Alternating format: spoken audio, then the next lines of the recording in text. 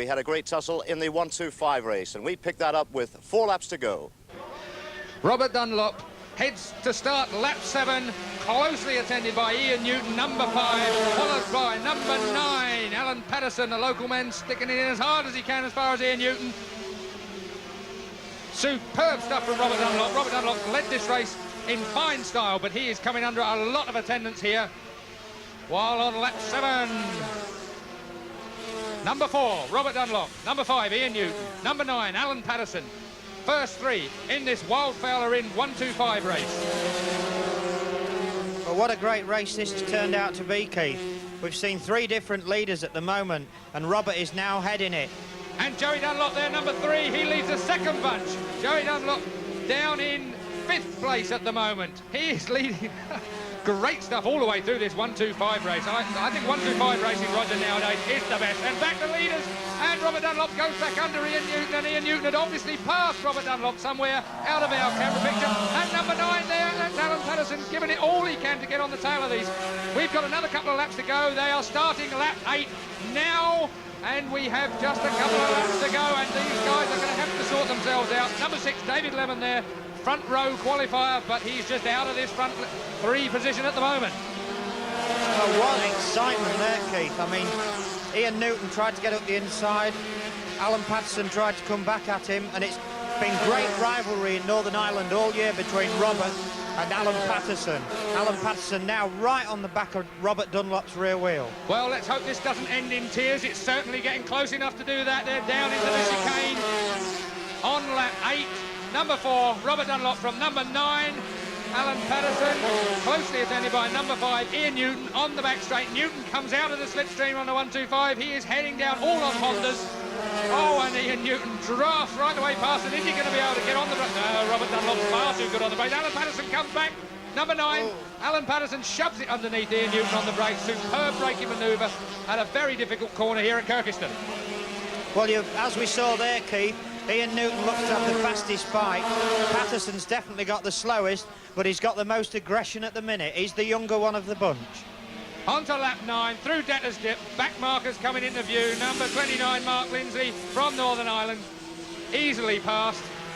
Thank you very much, sir. That's kind of you to make a bit of room for me. Robert Dunlop blasts his way through from Ian Newton, number 5, from number 9, Alan Patterson. What a lot of superstars here. Ian Newton, look, under tremendous pressure from Patterson. He is trying to exert as much as he can on Robert Dunlop. Let's have a look and see where Joey Dunlop is. Here he is, number 3, Joey Dunlop there, leading the second bunch. Number 25, Ray Murphy.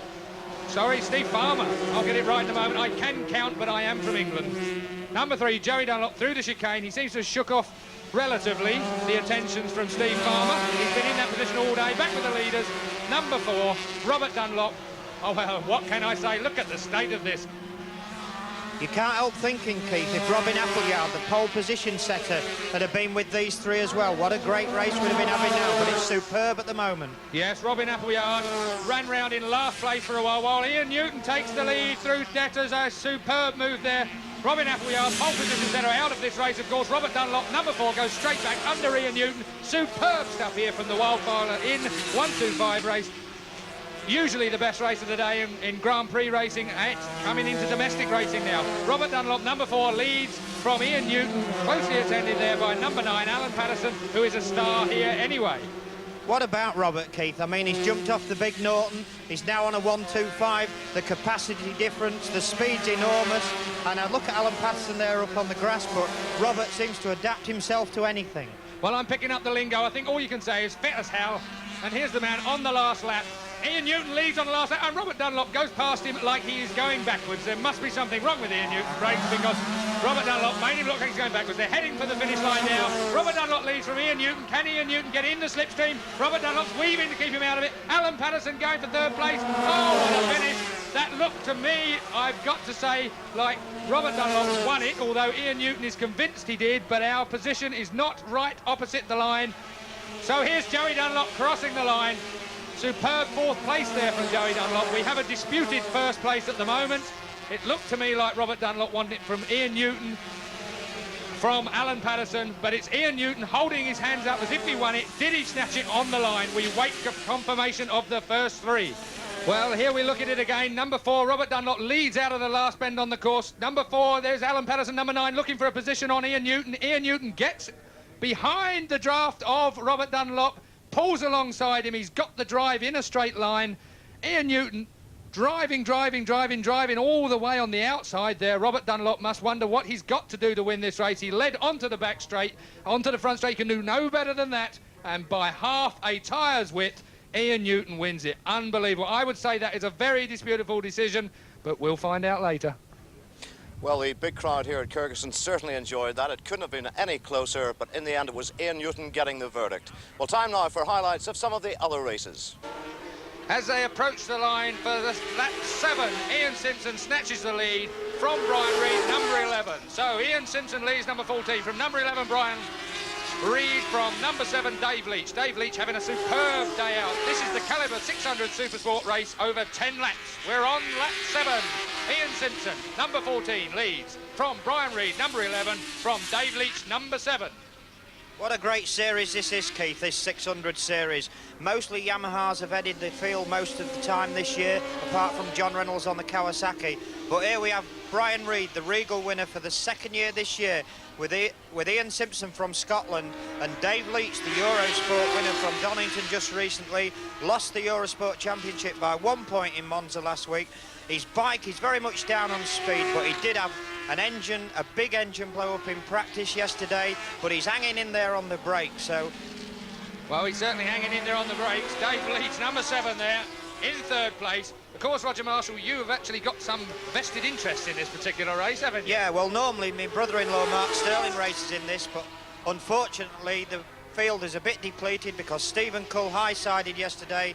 He's out with a suspected broken wrist, and my brother-in-law has got a shoulder injury. And Brian Reid forces his way through, number 11 there. Brian Reid forces his way past Ian Simpson. Brilliant stuff. Ian Simpson on the power and up out of the saddle there. Brian Reid has looked the fastest man in this race all day long. As you quite rightly said, Roger Marshall, he is superbly in form on these 600 motorcycles. He won the Regal Series 2 years on the trot. Great rider in this stuff. On the back straight now, number 11, Brian Reid. Backside off the seat, has a look over his shoulder to check out Ian Simpson and Dave Leach, looking for a way past each other. On lap 8 now, down into the hairpin for the 8th time. This is a 10-lap race. Brian Reid seems to have enough in hand to be able to handle the situation. Of course, one very sad note as far as we're concerned as Englishmen with this particular race is that race 1, tragically killed in a car accident a few days ago, is of course unable to be here, which is absolutely devastating as far as us as professionals are concerned and as far as the field is concerned here for the UTV viewers. And here we are looking at it now, Keith. Brian Reid back in front for the second time. He led most of the race, but Ian Simpson forced past him, and now Leach is looking for a way past Simpson. It's all Yamaha dominated at the moment, apart from Ian King in 6th place on the Kawasaki. Well, I think we've really got to focus our attention here on these two men, number 14, Ian Simpson, and number 7, Dave Leach. Dave Leach has looked menacing throughout this race. He has sat in 3rd place throughout the race. Brian Reid has led the race throughout the race, apart from one particular lap. And look at Dave Leach on the brakes. Every lap he is very, very good there. 9th time at the hairpin, coming up to finish the 9th lap. Entering the last lap of the race very, very soon indeed. Brian Reid has enough of a distance, I think, to be safe. Ian Simpson is under all sorts of pressure there from that man, Dave Leach. Dave Leach is not going, in my view, to let him sit in 2nd place. I couldn't agree more, Keith, there. Brian Reid in view there on the Budweiser Yamaha, followed by Ian Simpson, Dave Leach. But honestly, Dave Leach has put a hack engine in his machine. It's not as fast as his up-to-date one. We're going to see him come onto the back straight very shortly, and I don't think Dave's got enough power to hold it. Ian Simpson's slipstream to outbrake him at the hairpin, but we'll see. Well, I was going to say that it was my money was actually on an outbraking manoeuvre into the hairpin, so we'll see on that particular. Have you got your money on the counter, Roger Marshall? I have. I don't think he'll quite do it. He will if he goes up the inside, but he keeps trying on the outside. Here we are for the 10th and last time. Brian Reid, number 11, leads. Dave Leach goes for the outside on the brakes, as I thought he might, but he's being forced out, as Roger Marshall thought he would be. Oh, my God, they almost came together.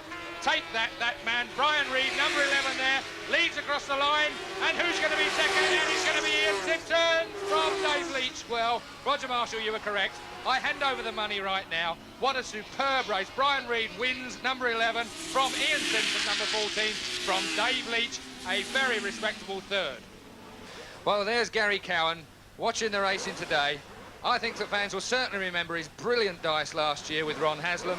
Good to see Gary out and about. Before racing began today, the Marshals Association held the draw for a raffle in aid of the Gary Cowan Fund. Gary, seriously injured earlier this year in Daytona, the prize was a superb oil painting of Gary in action. His former Dock Shop teammate, Patrick van der Gorberg, did the honours, and the lucky winner was R. Coleman from Ballywater. That's pole position man, Jürgen van der Gorberg, number 8. It's the Calibre Junior Race 2. He leads the start off, and they're pushing and they're going. Oh, and a mess the two brother van der Gorbergs got into there at the start. My God, Ian Newton took the major chance on that one. Number 5, Ian Newton, second place at the Debtor's Dip there. Let's try and pick up the leader with his shot down into Colonial 1.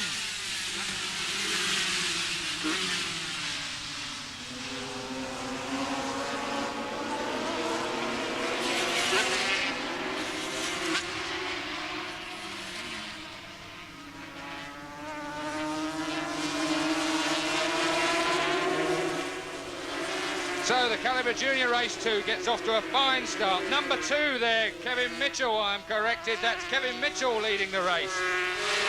Through the chicane onto the back straight, Kevin Mitchell leads. I can think of a few Irish riders who are going to want to stop that particular position. Down into the hairpin for the first time. Kevin Mitchell, number 2. And in close attendance, Ian Newton pushed back to third place there, number 5. Ian Newton pushed back to third. Number 1, Patrick van der Gorberg in second position, chasing after Kevin Mitchell, number 2, onto lap 2 and into Debtor's Dip. Kevin Mitchell this time, Keith, has made a very, very good start where before he got right in a pack, he couldn't seem to break through, so now Patrick has caught him up. He's obviously going to try and get by him in his slipstream down the back straight, so it's going to be interesting to see Kevin can hang in there. Well, Patrick van der Gorberg set a new lap record in the earlier 250 race. Can he make another one in this race? He's got a lot more to do because Kevin Mitchell is no slouch on these 250s into the chicane. Patrick van der Gorberg from the team Dock Shop, Gary Cowan's old team from Holland, is in second place at this occasion, but he's certainly in the slipstream down the back straight into the hairpin. Will he outbreak Kevin Mitchell, who looks a little bit slower on the brake? No, he's not. I take those words back instantaneously. For the second time into the hairpin, Kevin Mitchell runs wide. Kevin Mitchell runs wide. Patrick van der Gorberg gets a drive out onto start and finish straight to get on to lap 3. There's number 4, Wolsey Coulter, very fast in the first race as he passes Gary Newton, number 5 there. Ian Newton, number 5 there. So Patrick van der Gorberg takes the lead into Colonial from number 2, Kevin Mitchell. Oh, superb stuff. Van der Gorberg has looked in a class of his own here today. Very, very good indeed. Patrick Gorberg, number 1 on the Dock Shop Yamaha. Not so closely followed by number 2, Kevin Mitchell. Superb start this time from Kevin Mitchell. Into the chicane, onto the back straight. Ian Newton snatches back third place from that man, Wolsey Coulter. Roger, if you were Patrick van der Gorberg and you knew you were a lot faster than everybody else, how would you be taking this particular race? Well, I think Keith is doing everything right. The start was a mess-up between him and his brother, and it looked like they both made a really bad start. But Patrick is riding extremely well. As we saw down the back straight, he didn't have the speed on Kevin Mitchell. He's just doing it with his riding ability, braking, and he seems to be doing everything right. He looks very smooth. Yes, he certainly does. Jürgen van der Gorberg actually set pole position. That's Patrick's brother. But apart from that clash on the line there, we didn't really see very much more of him. Patrick van der Gorberg then, number 1, leads this race into Fisherman's Bend. He looks very, very good indeed today, I've got to say, in a class of his own. And there's quite some classy riders here.